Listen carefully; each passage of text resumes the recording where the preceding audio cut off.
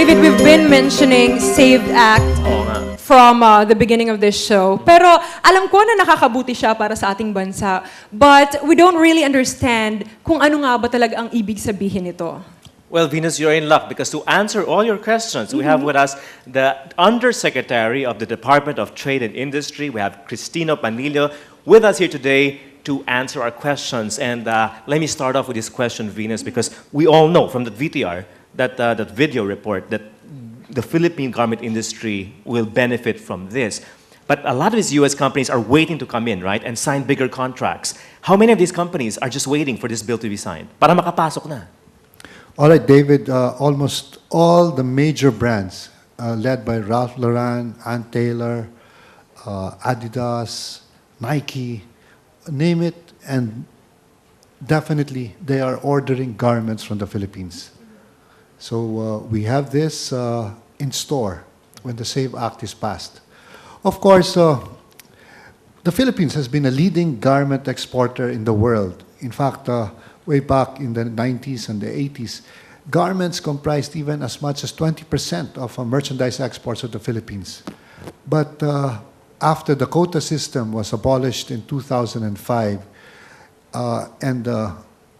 and the export world was guided by WTO, under a free enterprise system, we eventually lost out to the cheaper countries producing garments, particularly China, Vietnam. And we've lost jobs along the way. And of course, we lost jobs along the way. Once is passed into law, how many jobs will be generated? In the first 2 years alone, for example. In the first 2 years alone, easily 150,000 to 200,000. Because we were already there. We were doing 600,000 by the early years of this decade, but eventually dwindled down to around 150,000 now. So we can see that it will be ramping up again to the 300,000, 400,000 level almost immediately, because the Philippine skills in garments is still considered one of the best in the world, if not the best. Sir, bakit po ba kailangan makipag-compete ng Filipino garment industry sa mga ibang bansa or sa ibang industries around the world?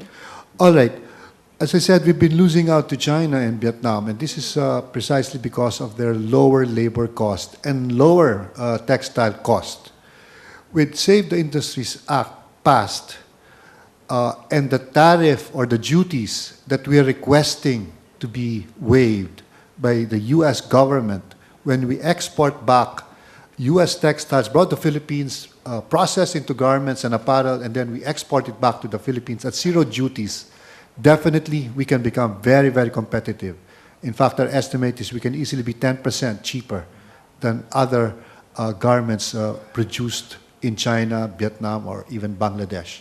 So we are going to be very competitive, and we're seeing, as I said, all of these name brands coming back to the Philippines. Wow, David, ang dami kong natutunan ngayon kay Secreatary Panlilio. Grabe. I hope that answers your questions, Venus. Thank you, sir, for enlightening us tonight about the SAVE Act and what can I do for the Filipino people. So